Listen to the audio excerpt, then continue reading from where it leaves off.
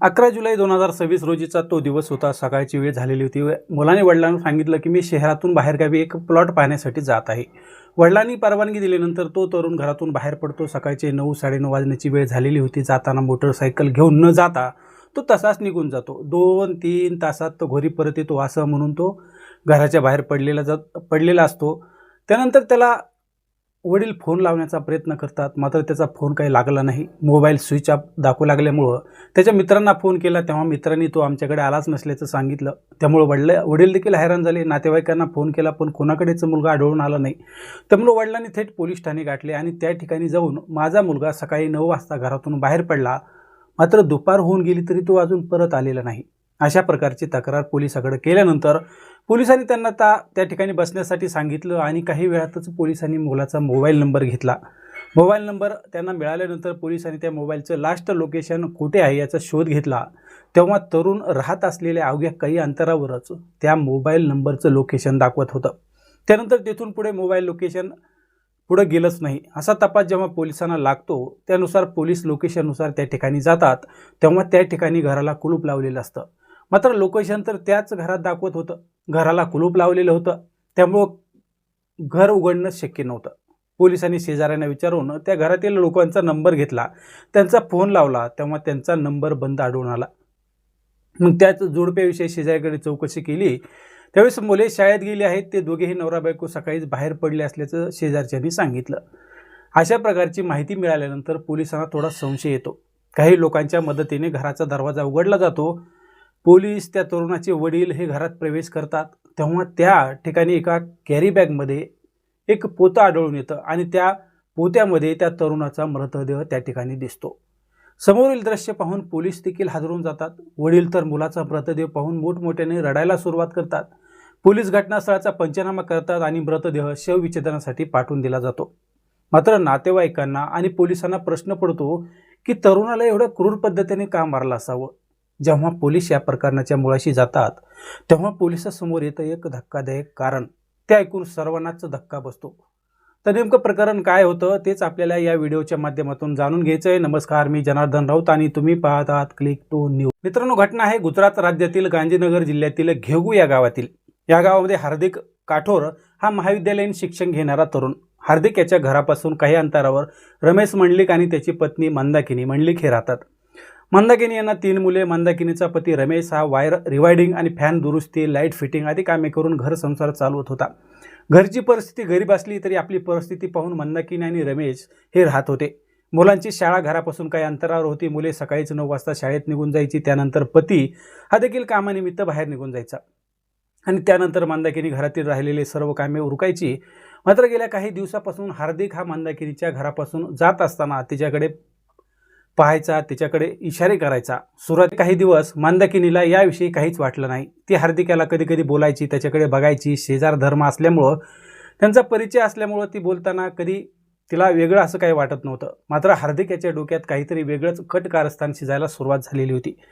मंदाकिनीची परिस्थिती गरीब असल्यामुळं त्यांच्या घराच्या बाहेर आंघोळीसाठी आडोसा केलेला होता. त्या ठिकाणी मंदाकिनी आंघोळ करत असताना हार्दिक याने तिला एक दिवस पाहिलं. हार्दिक याने तिला पाहिल्यानंतर त्याच्या मनातील जे वाईट विचार होते ते त्याच्या डोक्यात आले आणि त्याच वेळी हार्दिक याने मंदाकिनी आंघोळ करत असताना तिचा व्हिडिओ शूटिंग करून घेतला. ज्या विकृत बुद्धीने हार्दिक याने हा व्हिडिओ काढला होता त्याच व्हिडिओच्या माध्यमातून त्याला आता मंदाकिनीशी जवळीक साधता येणार होती. हे सर्व होत असताना मंदाकिनीच्या काही लक्षात आलं नाही. 3-4 दिवस निघून गेल्यानंतर हार्दिकची नजर मंदाकिनीच्या वेगळ्याच भागाकडे जाऊ लागली.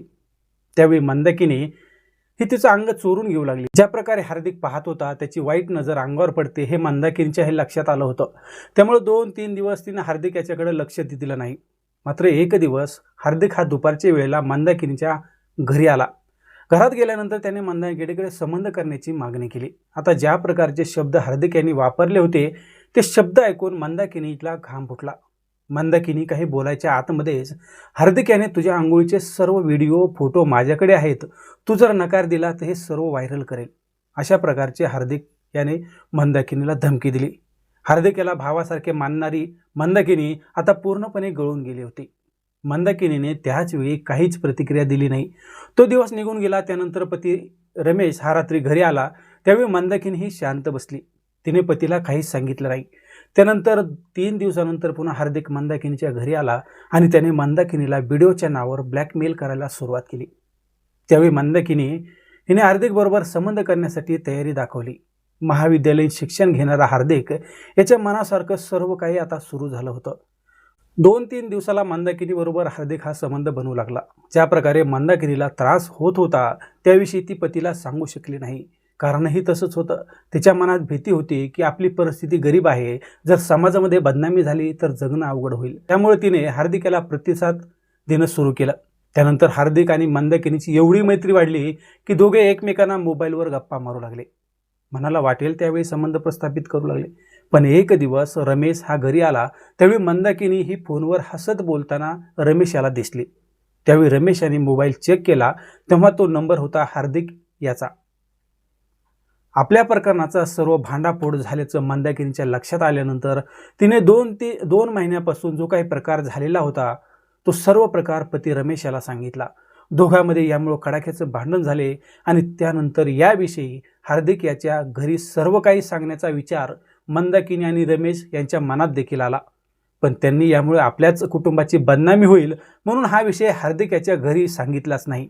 यापेक्षा हार्दिक यालाच वाटेतून बाद करून टाकू, त्याला संपून टाकू, अशा प्रकारचा विचार दोघांच्याही मनात आला। पती रमेशने हार्दिकला ठार मारण्याचा कट रचला आणि त्याची पत्नी मंदाकिनी त्याला मदत करण्यास देखील तयार झाली। सर्व काही ठरल्यानुसार मंदाकिनीने 11 जुलै 2026च्या सकाळी हार्दिकला फोन केला।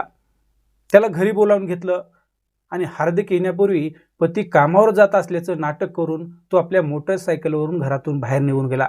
सकाळी जवळपास साधारण 9, 9:15चा वेळ झालेला होता। हार्दिकने आपल्या वडिलांना फोन करून सांगितलं की तो पर्वतपुरा येथे प्लॉट पाहण्यासाठी जात आहे। मात्र त्याऐवजी तो मंदाकिनीच्या घरी गेला। त्यावेळी मुले शाळेत गेलेली होती, रमेश घरी नव्हता।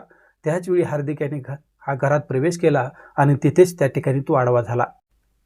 मंदाकिनी बरोबर तो जवळीकता करत असताना त्याचवेळी रमेश याने घरात चोर पावलांनी प्रवेश केला आणि हार्दिकला काही समजण्याआधीच रमेश याने त्याच्या छातीवर बसून त्याला दाबून धरलं। तर दुसऱ्या बाजूने मंदाकिनी हिने त्याचे हातपाय पकडून ठेवले। त्यानंतर रमेश याने स्कार्फने हार्दिकचा गळा आवळला, त्यामध्ये हार्दिक याचा मृत्यू झाला। मात्र त्यानंतरही रमेश याने पंख्याच्या वायरने पुन्हा त्याचा गळा आवळून टाकला। त्यानंतर हार्दिक याचा कोणताही पुरावा मागे सुटता कामा नये म्हणून त्याची जी बॉडी होती एका प्लास्टिकच्या पोत्यात भरली आणि घराला बाहेरून कुलूप लावलं आणि ते आपल्या मोटरसायकलवरून घरातून बाहेर निघाले। त्यानंतर त्यांनी शाळेत प्रवेश केला। शाळेतून 3 मुलांना घेतलं आणि त्या 3 मुलांना मंदाकिनीच्या वडिलाच्या घरी सोडून दिलं आणि शहरातून पळून जात असताना ज्या रागाच्या भरात त्यांनी हार्दिकचा मोबाईल हातात घेतला होता तोच मोबाईल फोडला आणि त्याच रस्त्याच्या कडेला फेकून दिला। आता प्लॉट पाहण्यासाठी गेलेला मुलगा परत आला नाही, त्यामुळे हार्दिक याचे वडील रमेश ठाकोर यांनी पोलिसांशी संपर्क साधला आणि लोकेशननुसार जेव्हा पोलिसांनी शोधकार्य सुरू केलं तेव्हा मंदाकिनी आणि रमेशच्या घरात हार्दिक याचा मृतदेह आढळून आला। मृतदेहाचे शवविच्छेदन केल्यानंतर गळा दाबून हा खून करण्यात आल्याचा अहवाल समोर आला आणि पोलिसांनी रमेश मंदाकिनी यांचा शोध घेणं सुरू केलं। तेव्हा शहरातून पळून जाण्याच्या तयारीत असताना त्यांना पोलिसांनी पकडलं। पोलिसांनी पती पत्नीला पोलिसी खाक्या दाखविला तेव्हा त्यांनी या प्रकरणात हार्दिक हा गेल्या 2 महिन्यापासून आंघोळीचे व्हिडिओ काढून ब्लॅकमेल करत असल्याचा आणि संबंध करत असल्याचं मंदाकिनी हिने पोलिसांना सांगितलं। त्यामुळेच हार्दिक याचा काटा काढल्याची कबुली त्या दोघांनी दिली। मात्र या प्रकरणी अशीही माहिती समोर येत आहे की मंदाकिनी हिनेच हार्दिक याला आपल्या जाळ्यात ओढून घेतलं आणि त्यालाच ती ब्लॅकमेल करत होती। परंतु जेव्हा पती रमेश याला हे सर्व कळालं त्यामुळे बदनामी होऊ नये म्हणून मंदाकिनी हिनेच हा सर्व डाव हार्दिक याच्यावर पलटी केल्याचं सांगितलं जात आहे। आता या प्रकरणात कलोल पोलीस हे तपास करत आहेत। यामध्ये सत्य बाजू काय आहे हे देखील आता लवकरच समोर येईल। मित्रांनो, यामध्ये आपल्याला कोणालाही बदनाम करायचं नाही अथवा वाईट कृत्याला प्रोत्साहन देखील द्यायचं नाही। मात्र वाढत असलेली गुन्हेगारी कशा पद्धतीने फोफावत आहे हेच सांगण्याचा आम्ही प्रयत्न करत आहोत। तुम्ही देखील तुमच्या तब्येतीची काळजी घ्या। नंतर पुन्हा भेटूया नवीन घटनेसह। तोपर्यंत धन्यवाद।